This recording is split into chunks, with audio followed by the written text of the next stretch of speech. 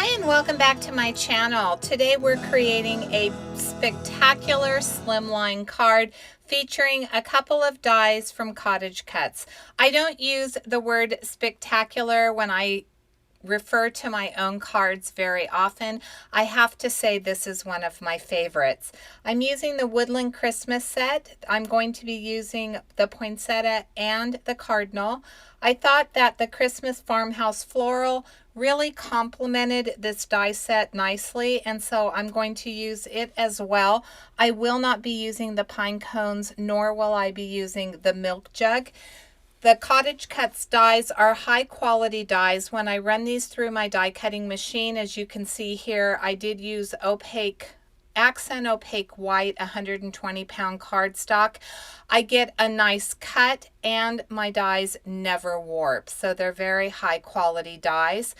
I am going to share with you some of the other products I'm using. From HSN, I purchased a pack of 4 of Slimline embossing folders. This one's called Holly Damask. I have Distressed Edge Slimline. I'll be using the largest as well as one of the smaller Slimline dies. And then I'm finally going to use the Sentiment from Glorious Gatherings that says Season's Greetings.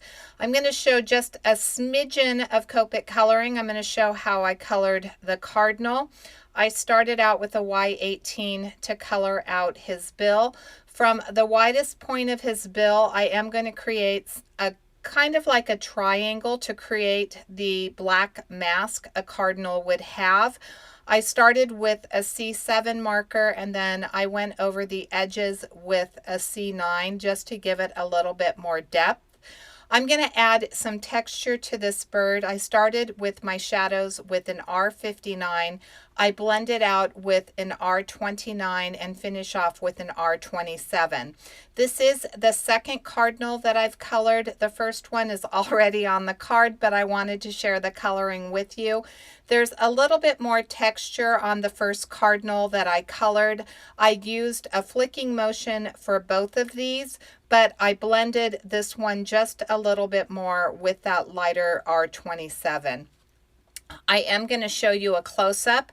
If you're wondering what I'm coloring on, that is actually a inexpensive Cricut mat. Now, I've used these in the past. It's been a very long time, but since I'm working with dies more and I'm really loving working with these CottageCutz dies, I did want to purchase a few of these mats so that I could do my coloring. It does really help. It holds down the image just a little bit more to let you freely color. So I'm going around the edges like I like to do. Where the tail is, I'm using the black marker. For the red portion of the body, I'm using a red marker. And then where the bill is, I'm finishing off with that yellow. There's a close-up look of that beautiful cardinal. I'm going to show you how I colored these larger poinsettias. The larger poinsettias come from the Woodland Christmas set. The smaller ones that I pre-colored come from the Christmas Farmhouse Floral. Now, for these ones, I'm starting with my darkest color. I do have the caps up on the screen. I think it's a Y28, which is a gold. And then I blend it out with an R26. For my smaller poinsettias, I stopped there. I left the white space. I wanted to give them just a little bit of a different look.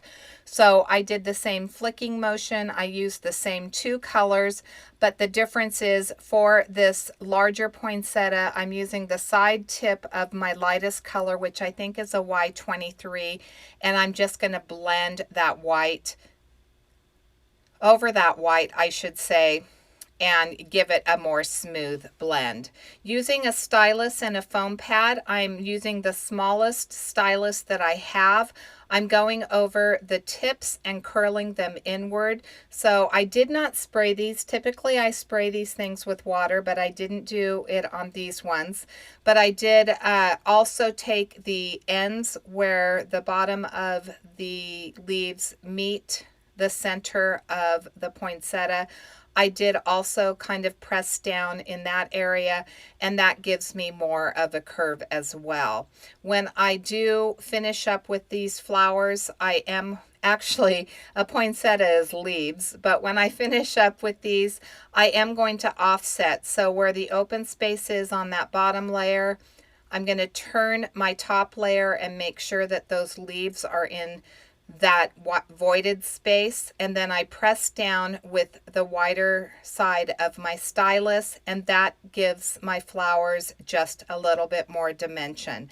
I did the exact same thing on those smaller ones. You can see where I left that white space, and now I'm going to use some prills to, this is actually glitter, to add to the center of my flowers. I've added some art glitter glue. I'm going to put it in a coffee filter because I'm just going to pour this glittery goodness over the top, and that's going to add a little bit more sparkle.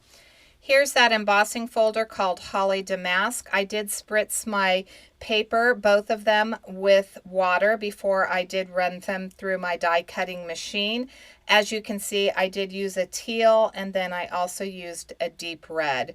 There's an oopsie there. I dropped this piece on top of that background piece. So the distressed edge, the largest one, is 8 by 3.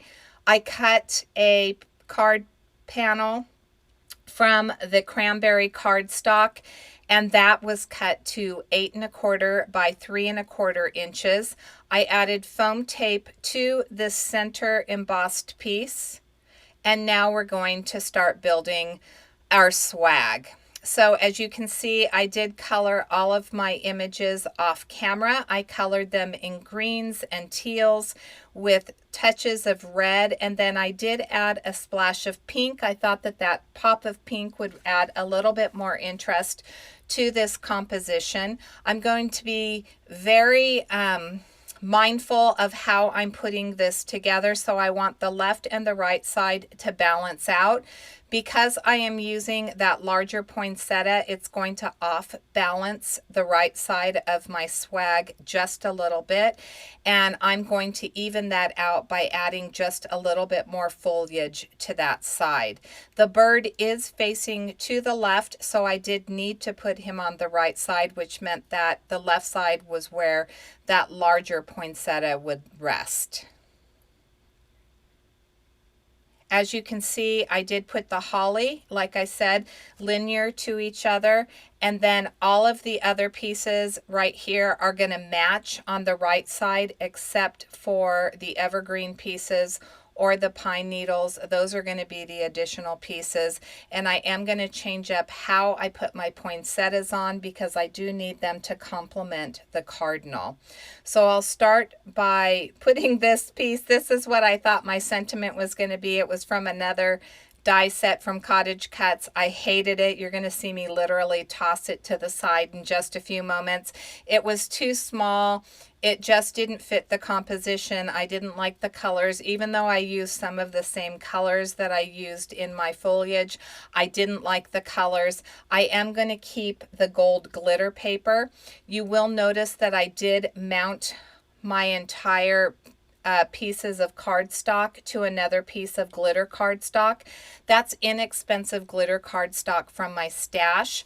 It is cut to 8 1/2 by 3 1/2 inches, which is going to be my finished card. So there I've placed one of the poinsettias, and then I put my cardinal in. I'm going to put the other one to the right. I do want to mention that when you are putting together foliage, one of my favorite tips and tricks would be to only put glue on the edge of your pieces. So you notice that I'm putting them at the bottom of the branch only. That allows you wiggle room and time to pull that up and move it into another area if you don't like where you've placed it. We can all we can all agree that we can do all the dry fitting that we want to do, but sometimes when we're putting things back together, we get them in the wrong spot, or we don't like you know, just a little direction.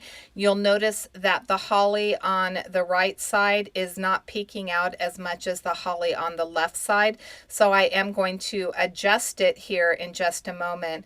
And having just a little bit of glue on each of these pieces allows me to move everything around just a little bit more. So I want this larger one here up on top, and then I'll place the smaller piece over that. I'm going to cut this down. This is one that I'm not going to like the way that it's laying, and I did glue it a little bit more than I wanted to, and so I am going to have to cut it. But the fact that I didn't glue all the way down to the tip again allows me to at least make some sort of change to this. There's a couple little holly berries I'm going to add to the left side. That'll give it just a little bit more pop of color. The reason I brought in that gold glitter paper was because of the poinsettias. I thought that it really needed a little bit more pizzazz to go with that and to balance out that goldish yellow that I was using. So here's where I'm going to cut some of these pine needles down and move them. This one doesn't come up, so I'm just going to snip it, and I'm going to cover it up with that same piece. Now I am going to emboss the sentiment that says Season's Greetings. I did not show, but I do use my infinity dies.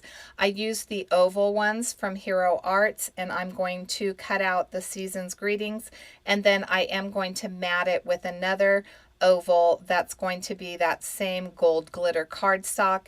That's going to add the balance to my card. And you can see this big bold sentiment is a much better fit than that small little banner that I had. Of course, I'm using the gilded embossing powder from Brutus Monroe. This has been a staple in my Christmas card creating this season. I absolutely love it. And as you can see, this card, when I finish with it, is just amazing. By not gluing all of the foliage down, I'm able to get dimension, so you can see that it really does pop up and just have this beautiful, elegant feel to it. And that's going to be my card for today. So I want to thank you so much for joining me. If you like this video, please make sure to give it a thumbs up. If you haven't subscribed to my channel, I'd love for you to consider subscribing. Ring the bell so that you're notified when I upload another video.